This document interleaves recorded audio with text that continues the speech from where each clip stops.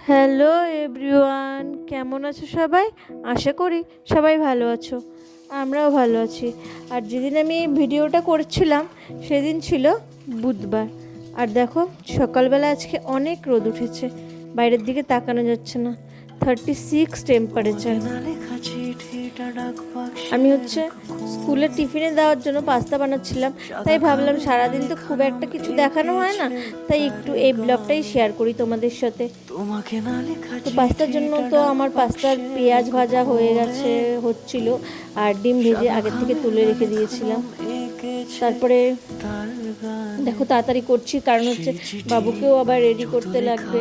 আজকে বাড়িতে টমেটো ছিল না, তাই পাস্তাটা এরকমই হলো, সাদা সাদা। যাই হোক, তোমরা ভিডিওটা কেমন লাগলো অবশ্যই কমেন্টসে জানাবে। ভিডিওটা ভালো লাগলে অবশ্যই একটা লাইক করে দিও। তো আমার পাস্তা কমপ্লিট হয়ে গেছে, এখন আমি চলো টিফিন বক্সে ভরে দিই। তো ভিডিওটা আজকে আমি এখানেই শেষ করছি। ভালো লাগলে একটা লাইক করে দিও।